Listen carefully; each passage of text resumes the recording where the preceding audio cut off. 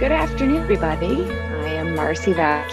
I am a licensed integrative nutritionist, and I'm happy to be with you, well, virtually with you today. I'm here to bring you some information that can help you be a bit more efficient with life and your life as a demand teacher. So I'm hoping to give you some little nuggets away, help you get more energy during the day and maybe some blood sugar balance. And that's where we're going to start. So the title for today, Biohacking Teacher Day.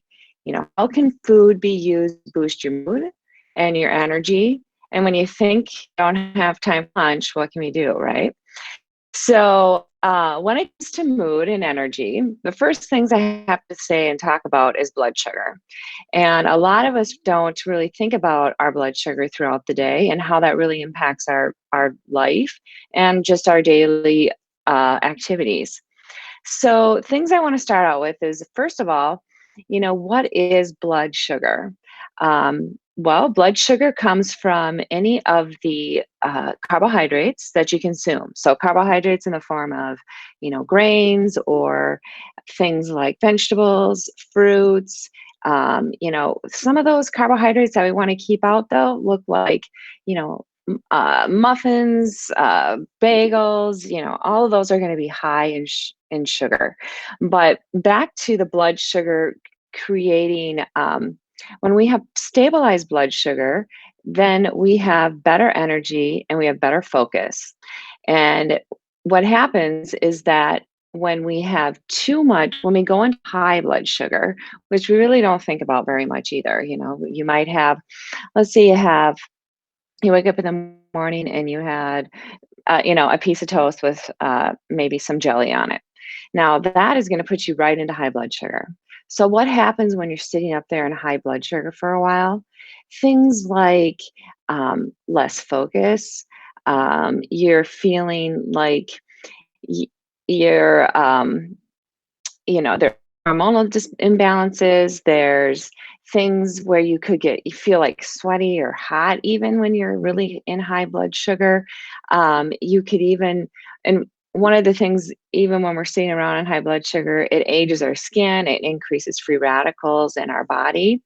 So you sit up in high blood sugar for maybe, you know, it could be like anywhere from maybe an hour and a half to 2.5 hours after that toast that you ate, and you're just kind of putting in all this inflammation in your body. And pretty soon, you're going to start dropping into low blood sugar. Now, some people are really aware of what low blood sugar feels like for them, and some people aren't connected to it. So, what low blood sugar feels like will be things like, you might be getting a little bit more irritable. The hangry is coming out. You're feeling like a headache is kind of coming on. Things like you're feeling shaky or just tired, just kind of feeling like, ugh.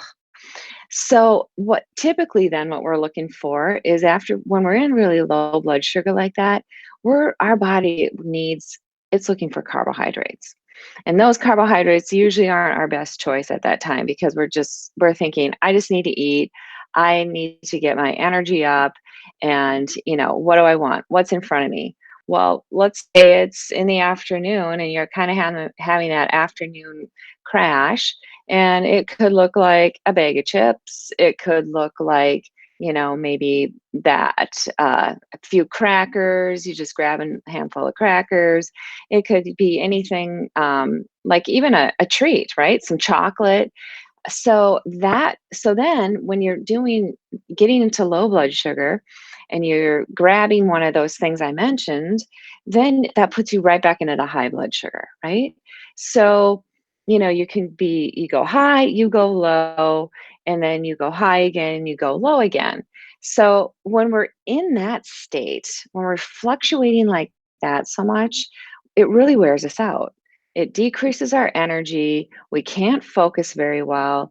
And, your body isn't working as efficiently as you want it to. So how are we going to balance our sugar better? Some of you might have connected that um, some of those feelings I was talking about, maybe not so much the high blood sugar because I don't think a lot of times we really notice when we're in high blood sugar, but for sure some of that low blood sugar. So, what would be better choices throughout our whole day? And how can we balance that blood sugar to give you better energy? Um, well, starting out with breakfast, right? So we are always talking about, can you try to get something in your system for breakfast? And I'm not talking about, a quick muffin or stopping at the gas station and getting a Mountain Dew and, maybe a bag of chips. That could even be happening as well. Or even stopping at Starbucks and picking up a coffee like a latte, like a mocha latte, which has tons of sugar in it, and then grabbing maybe a scone, right? So that's going to be a lot of high blood sugar options. So my thought is, let's say, I've worked with a lot of teachers and they're saying, I don't have time, or, I need quick options. So what I think about in the morning is maybe if you have time to grab a smoothie, or make a smoothie, or make it the night before and freeze it. So smoothie that has like some fruit, some protein powder in it, a good fat, so you can throw in some, maybe it's a banana and almond butter would be your good fat in there, right? Or peanut butter. So you have the three components of a good protein, a good carb, and a good fat. So that'd be a quick thing to get to do and get ready. Even the night before, freeze it, grab it out of the freezer, and you're on your way. You could even grab something like a couple hard-boiled eggs. So eat that. Maybe it's an apple, and you have a little peanut butter with it, or even a small handful of nuts. Something that can be quick and easy. Doesn't take a lot of time. If you have more time, of course, make yourself some eggs, maybe an omelet in the morning. Um, Anything like any good protein is going to help start you out by balancing that blood sugar really well. So the other another idea would be, how about what are we doing for snacks? Well, actually, I'm going to jump to just lunch. Okay, so we want those three components again. We want protein, we want a good carb, and we want a good fat, and we also want to add, make sure we're getting a little bit of fiber. So in our breakfast, I kind of went through that, right? The fiber piece I didn't lay out, but that would be in your fruit, in the smoothie, for example. And then for lunch, maybe it's something quick like, maybe you're bringing some leftovers. Um, things like uh, you could even just do, maybe you're bringing a tortilla, like a app, right? So you do some turkey on there. You could do some vegetables, like throw some cukes in there, maybe some tomatoes, maybe a little lettuce. And then your good fat in there would be maybe some mayo, or if you don't like mayo, you could do butter. But you want to have those three components, right? Those three components plus that fiber piece, because fiber piece helps in so many different ways. And one of the ways that we'll be talking later about is gut health. And if you're getting a good fiber, that helps you stay fuller longer too.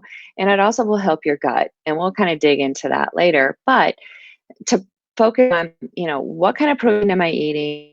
Where's my good carbohydrate? So in that little sandwich idea or wrap idea, it would have been the vegetables.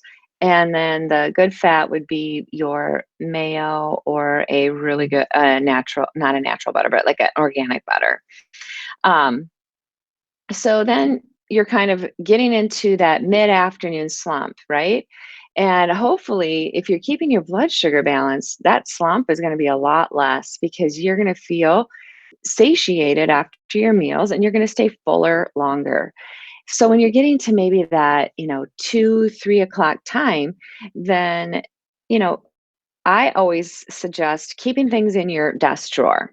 You know, I know teaching can get chaotic and your days kind of are the same, but they're different because there might be kids asking you questions and, all these meetings that are happening or other responsibilities that you have to dig into. But I think if you could just have things in your desk drawer, things like, um, the individual peanut butter packets or almond butter packets. You can find them at Target. It's right by the peanut butters, but they're great. And I'll buy like I'll buy like 10 of them, throw them in my desk drawer. So then I just always have that as a really good fat option if I haven't brought anything or I just need something really quick.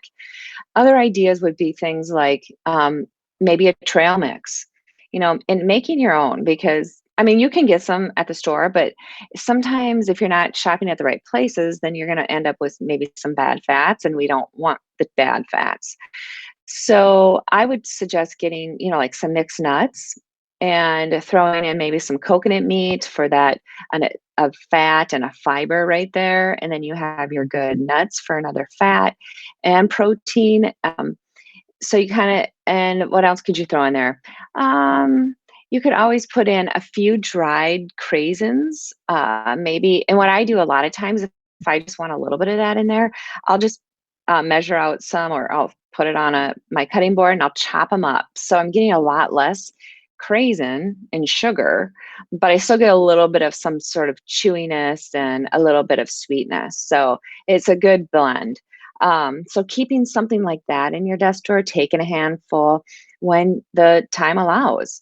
And you know what? Not every day is going to be perfect, and not every day you're going to be able to have a snack. But I think having those options available to you are going to be great. And you'll find that if you have a snack like that, you're going to feel a lot better just in terms of energy and mood, even. So then you get home and it's time for dinner. So, what are things that we could do for dinner? Things like, I always try to, I don't always, but a lot of times I try to use like the crock pot, or I know a lot of my clients have Instapots and they love them. The 30-minute deal doesn't take very long. Um, you could always do things like, um, simple things like the one pan meals. So what that means is I'll put like let's say I like to do turkey tenderloins or I'll do like pork tenderloin, but you can do any meat you want. Put that in the middle of the pan, and then I put a variety of vegetables. So it can be I chop up some sweet potato, and then I'll throw on some cauliflower, broccoli, whatever I like. Some people really like, those little onions, those baby onions, or Brussels sprouts. Yum, they're super tasty like that. So I'll mix that stuff up. I'll put that with maybe coconut oil, and then usually like a butter because I really like those two flavors together. And then I'll throw it on my pan, put my meat on my pan, salt and pepper, whatever, seasonings you want, get creative and just throw it in the oven. And it's done in about 30 minutes. It's awesome. And you pull it out and there you have it. And so that's an easy one. Crock pots, Instapots, or even just doing things like stir fry, stuff like that is easy too. But the kind of, getting back to that balance piece is that having the protein, having a super good carb for you, and having a healthy fat. Um, and so I hope some of those ideas give you a little bit of, you know, food for thought. How can if you just kind of think about your day, how can I balance my day out better? Sometimes people they do really good. I hear, oh, I do really good until the afternoon. And then I have a lot of cravings. And if that's something that speaks to you, then you need to look back in your day and say, to how it did I get enough fat or protein at lunch? Or did I miss breakfast and then just kind of had a funky lunch where it was, a little salad and I didn't have enough stuff on it. Or I ended up going out and I got, you just ended up out with too many carbohydrates. That could even set you into having more of those cravings um, in the afternoon and even in the evening. So that so that's kind of the blood sugar, that piece that I wanted to talk about. We got to get that together. That means we got to get your food together, right? So the next piece I want to kind of go into is going to be mood and energy in a bit of a different way. So, when you're thinking about your mood, we have to really think about our gut health. because if our gut health isn't well, then our brain health isn't well. And what I mean by that is that we make 95% of our neurotransmitters in our gut. So, neurotransmitters are the chemicals in our brain like serotonin, dopamine, GABA, and those types of neurotransmitters are what calm us down, excite us, and make us, feel level head, right? So when so again, if our gut health is doing well, then we're not going to be able to simulate or metabolize the foods that we're eating to get and make good neurotransmitters. So, well, why? So, what do we need for that, right? So, the main food that we want to consume to really increase neurotransmitter production is going to be proteins. Now, we just talked about increasing or eating protein at all of our meals and snacks to balance our blood sugar. So, if you're working on balancing your blood sugar, then you're likely going to get enough protein to increase your neurotransmitters. But what happens is that you eat the protein and then it breaks down into amino acids in our digestive system. So, those amino acids, along with good flora, and a sufficient amount of B vitamins will make those neurotransmitters and help with anxiety, help with depression, help with irritableness, help with brain fog, um, just a variety of different things. So you can see where your gut is really important. And because one of the big things, two of them, the first one I already mentioned, you can't metabolize the food as well. But the second thing is if you don't have enough good flora in your gut, then and that's a key factor in making those neurotransmitters. So, how are we going to get good flora in our gut?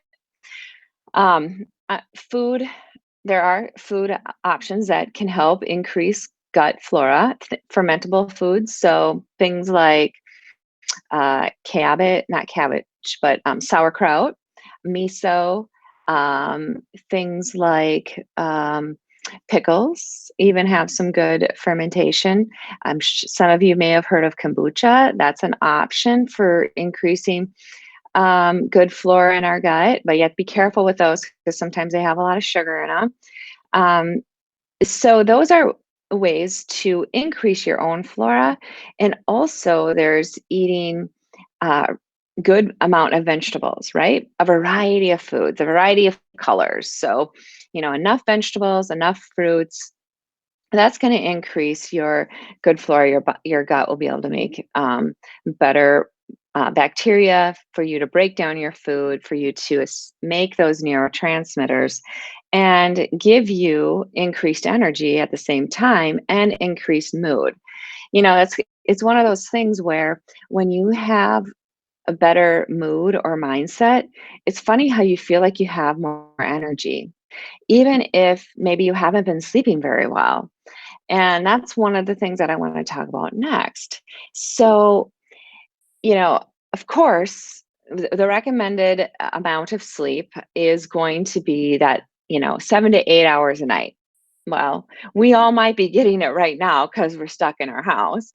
But when we go back into the world and back into the office, we get pretty soon we'll be back to not sleeping enough, or we're going to be waking up more, possibly, all these things that happen. Um, so, so why is sleep? So how do you get good sleep in those situations, right? Well, I have a few little biohacks that can help with just some good sleep. And I'll also talk about some biohacks for the blood sugar piece too when we kind of summarize all of that at the end. But there's an app you can get that's called the Sleep Cycle app. And literally, you download it onto your phone and then you just put it by your bed at night and it will track your sleep. And that's just a one to kind of see how are you sleeping? Are you restless? Are you going to bed at 10, but and sleeping till 6, but you're waking up all the time, so really you're only getting 6 hours of sleep. Um, so that'll kind of help you. And if any of you have like a Fitbit or, your iPhone watch or something, that can all track sleep. And I do recommend people do that because then you can have an idea of, where are you getting really restful sleep and where are you getting restless sleep. So tracking your sleep is very important. Another thing that I do is on your computer you can download something called iFlux. So even in the evening, if you're doing work at home, because it seems like we're never not working, um, or just putzing around on your computer in the evening, what happens? This iFlux will decrease the light on your computer so that it isn't so that you're not getting in as much of that blue light and it's not as bright in your face because you know when we have all of this bright light around us, it decreases our amount of melatonin that we're making in the evening. And melatonin is a hormone that helps you sleep better. So downloading the iFlux, downloading the app, those are two things that can be really helpful. Another thing you could try is, you know, just because of the time that we're living in right now, this unique period, a lot of us are probably on our devices a lot more than we used to be or, than we even want to be. But one thing you could try is getting those blue blocker glasses. So they're kind of funky looking, but they usually some of them are orange. They're usually orange, and you'll put them on, and they'll block out the blue light from any of the devices around you. So, your phone to your computer to, all of those blue lights that are getting in the way that can create a change in our brain and make us sleep worse. So, a few little tips on just getting back to just getting to sleep and sleeping better. The last one I would just mention too would be doing magnesium. So getting a nice high quality magnesium glycinate, maybe taking 2 to 400 milligrams before you go to bed at night has really helped a lot of my clients fall asleep, stay asleep. Just if you're a restless sleeper, kind of sleeping just more peacefully. So that's another way you could do it too. Give everything a try. I mean, if you're not sleeping very good, you need to get your sleep together. Sleep is so imperative to our brain function, our gut function, our stress.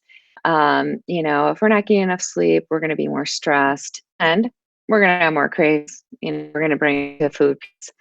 And that can offset a lot of that good blood sugar piece that I'm talking about. So get some good sleep. And the last thing for energy would be drink water. I know it sounds so boring, but it's true. We're not drinking enough water throughout the day. If we're dehydrated, we are not going to have energy. Water is needed for almost every single pathway in our body, every metabolic pathway. And, we suggest 64 ounces of water a day. And 64 would be the minimum, I would say. But if you're not drinking even 64, just start with that. Really, the gold standard is going to be half your body weight in ounces. And a lot of times when I tell it to my clients, they're like, oh no, that's a lot of water. And it is a lot of water, but it's one of those things where you just got to make a point of doing it. And sometimes some people have no problem getting water down, and I am not one of them. I hate water. I don't want to drink my water, but I do.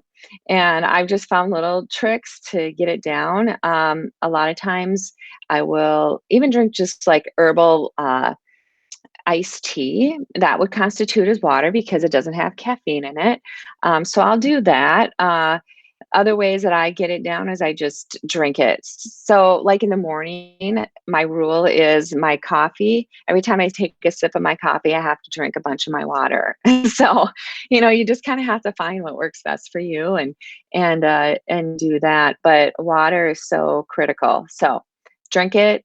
Also, when you're dehydrated, that will also increase your cravings. So, that's just another reason to keep the water going. Um, all right. So let's see where we are here.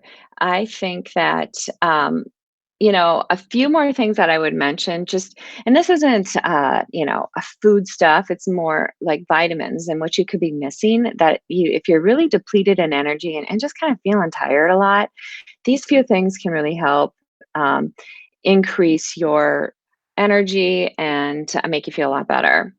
So one of them would be vitamin D.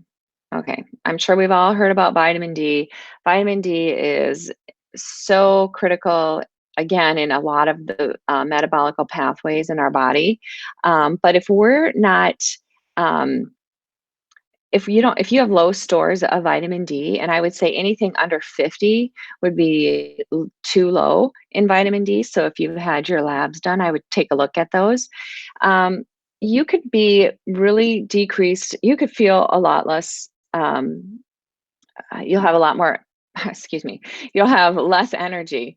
Also, vitamin D has a connection to brain health, and if you're feeling more anxious or depressed, or even struggling with just focus and things like that, it could be vitamin D. Or if you have a lot of joint pain, just kind of uh, that chronic pain, you don't know why it's there. Vitamin D plays a role in our joints. Um, so that's just a few of the ways that vitamin D can be really helpful. The next one I want to talk about is something called omega 3s.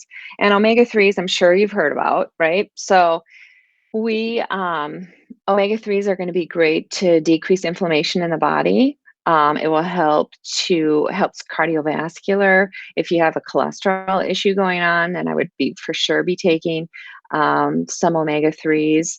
Omega 3s are wonderful for brain health. And the reason for that is that it has EPA and DHA in that, and it will our brain is made up of it's 65% fat. So we need to get plenty of good fats, and one way to do that it will be through omega-3 supplementation, or you can eat it, right? So you can find it in things like a fatty fish, so salmon, mackerel, sardines. You can find it in nuts and seeds. Um, those would probably be just some key ones that could start with. And if you're going to supplement, you need to be careful because if you don't get a good one, it might be rancid fish oil. And so if you're burping fish oil, then I would say get rid of the fish oil you have and find a better one. Um, and you want to take perhaps the minimum is about 3,000 milligrams a day. If you are taking it more for a therapeutic approach, you could even go up to 4,000 milligrams a day and maybe higher, but you'd be want to work with a practitioner on that. And in terms of vitamin D, I didn't say you can take anywhere from about 3 to 5,000 IU's of vitamin D a day, and it'd be completely safe. Um, and the next one, I have two more. So the next one is B vitamins. And I talked a little bit about B vitamins before when we want to make those really good neurotransmitters.